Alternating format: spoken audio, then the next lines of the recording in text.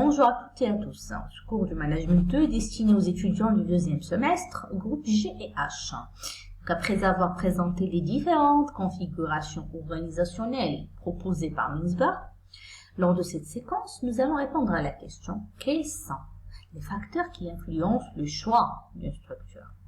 Quels sont les facteurs pouvant faire varier la structure d'une organisation? Alors, ces facteurs sont appelés facteurs de contingence. C'est Mintzberg qui les a appelés comme ça. Donc, un facteur de contingence, c'est quoi? C'est une variable propre à chaque organisation. Alors, Mintzberg, généralement, a déterminé un ensemble de facteurs qui peuvent influencer le choix d'une structure. On a d'abord la taille de l'entreprise, le système de production, c'est-à-dire la technologie utilisée aussi, la stratégie et l'environnement. Donc, les trois premiers relèvent de l'interne de l'entreprise et l'environnement relève des facteurs externes. Donc, commençons, si vous voulez, par la taille de l'entreprise. C'est normal. La taille va influencer la structure. Parce que plus le nombre de salariés de l'entreprise augmente, plus la structure à mettre en œuvre sera complexe. Plus l'organisation est grande, moins elle est flexible. Et plus elle génère des besoins de coordination. Donc l'accroissement en fait de la taille des organisations occasionne de nombreuses transformations au sein de l'organisation. Donc si la taille de l'entreprise augmente, j'ai dit taille, je dis effectif. Alors qu'est-ce qui va se passer? Déjà, donc, j'aurai plus de fonctions division, donc différenciation, parfois une standardisation des produits, donc il y aura plus de tâches et de procédures différentes, une communication beaucoup plus complexe à gérer et parfois des nouveaux niveaux hiérarchiques vont apparaître, ce qui donnera un sens à une décentralisation des décisions. Donc, l'entreprise sera amenée à changer de structure si sa taille évolue. Bien, le système de production. Là, le système technique, c'est un autre élément déterminant de le choix d'une structure d'entreprise. C'est qui l'avait montré, c'est Woodward. Et là, je vous renvoie aussi pour plus de détails au deuxième chapitre, page 22, parce que nous avons eu déjà l'occasion de présenter l'apport de ce théoricien. Cet théoricien, en fait, c'est une femme. Donc, Woodward, qu'est-ce qu'il a fait? Il a analysé la structure d'une centaine d'entreprises anglaises dans divers secteurs. Il montre que les entreprises adaptent leur structure au type de technique de production mise en œuvre. Donc, le choix d'un mode de production, il influence la répartition des tâches et les responsabilités de l'entreprise. D'accord? Est-ce que j'ai un système de production linéaire? Est-ce que j'ai une production discontinue? Est-ce qu'elle est unitaire? Est-ce que j'utilise une technologie simple ou encore complexe? Bien, la troisième composante, c'est la stratégie. Et là, c'est l'historien des affaires Chandler qui met en évidence le lien entre la stratégie et la structure. On a eu également l'occasion de le voir lors du deuxième chapitre. Et vous voyez, c'est là l'intérêt d'étudier d'abord les différentes théories managériales. Alors, qu'est-ce qu'il a fait Chandler? Il a fait une étude chronologique des stratégies et des structures de 4 entreprises américaines. Selon lui, la stratégie influence la structure. En fait, d'où l'adage, la structure suit la stratégie. Pour lui, le succès de la stratégie dépend du choix adéquat de la structure. Et pour lui, les changements de stratégie décidés par les entreprises en réponse aux évolutions de leur environnement nécessitent une modification des dispositifs de répartition, de coordination et de contrôle. Bref, nécessitent le changement de la structure. Donc Chandler, justement, ce changement l'a présenté sous forme d'une évolution par stade. D'accord? Comment la structure évolue? La structure de l'entreprise évolue selon l'évolution de sa stratégie. Il a défini 4 stades. Le premier stade, l'entreprise elle est petite, elle vient de commencer. Donc, elle est faiblement structurée. Il appuie son développement sur une logique de volume. Donc, ce que je cherche, c'est d'augmenter la quantité produite, booster les ventes, si vous voulez. Au fur et à mesure que l'entreprise croît, elle peut s'étendre géographiquement. Donc, ce qui va amener un renforcement de la fonction administrative, qui va assurer la coordination du fonctionnement des différents sites.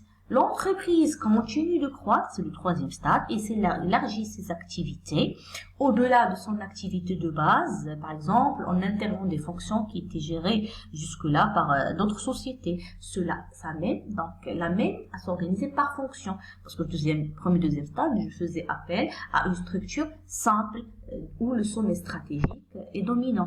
Là, je passe à une structure fonctionnelle. Quatrième stade, l'entreprise diversifie ça veut dire élargit son portefeuille d'activités. Donc, l'organisation fait appel à une structure dite divisionnelle. Bien.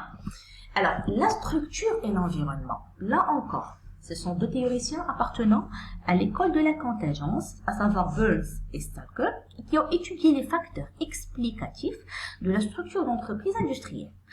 Eux, ces théoriciens s'intéressent à l'environnement des organisations. Pourquoi? Pour sélectionner les éléments essentiels. Alors, qu'est-ce qu'ils ont constaté? Ils ont constaté que c'est la nature, en fait, de l'environnement en général qui explique la forme choisie par les organisations. Comment?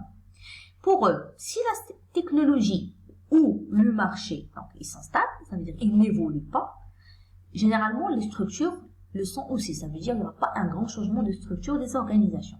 Mais si je suis une entreprise qui opère dans un environnement marqué par l'incertitude, par la complexité, dans ce cas-là, je vais tenter à chaque fois de trouver une structure qui me paraît le plus adaptée. Et bref, selon Burns et Stalker, la variabilité, le changement de l'environnement permet de distinguer deux grandes structures. On les a déjà vues pour les organisations. Ce qu'on appelle une structure mécanique, adaptée aux entreprises opérant dans un environnement stable. Et quand je dis stable, c'est qui ne change pas beaucoup. Et une structure dite organique, adaptée aux entreprises opérant dans un environnement instable.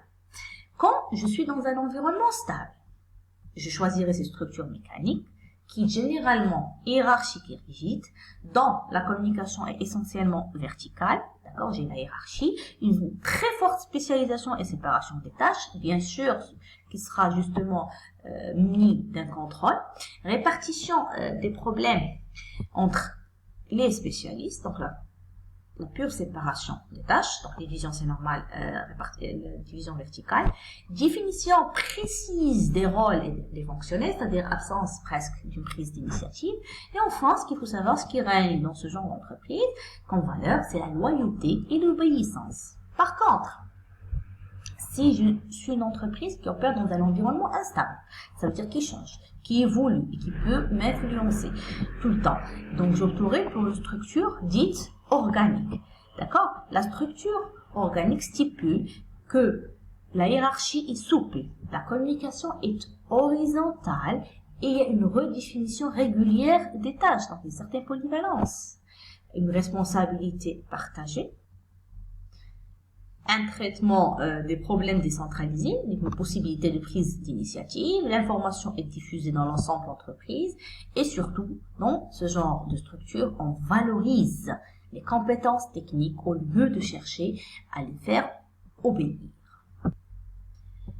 Bien, donc le tableau suivant essaie de récapituler un petit peu les différentes structures organisationnelles proposées par Mintzberg ainsi que l'influence des trois facteurs de contingence, à savoir l'âge et la taille de l'organisation, l'environnement et le système technique, encore le système de production.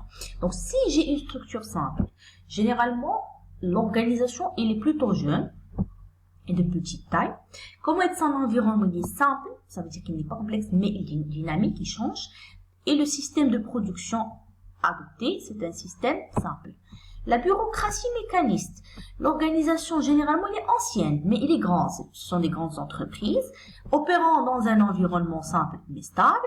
Et enfin, le système technique, il est un peu complexe. La bureaucratie professionnelle. Donc là, taille d'organisation, il est variable. Ça peut être petite, moyenne ou grande entreprise, ancienne ou nouvelle entreprise. L'environnement est très complexe mais stable. Ça veut dire que le changement n'est pas récurrent.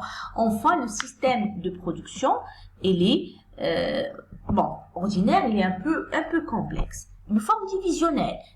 L'organisation est ancienne et grande. Ça veut dire l'effectif assez important. L'environnement est relativement simple et stable. Et enfin, le système technique, il est variable selon les divisions, parce que j'ai des divisions. D'accord? L'adocratie, l'organisation le plus souvent est jeune et de taille variable, peut être petite, moyenne ou grande. L'environnement, il est complexe et dynamique. Et enfin, le système utilisé, le système technique, il est plus souvent complexe. C'est pour ça que je vous ai donné tout à l'heure, en fait, lors de la précédente séquence, l'exemple de Google. Voilà donc, c'était tout pour les facteurs de la contingence. Je vous donne rendez-vous lors de la prochaine séquence. Je vous remercie pour votre attention.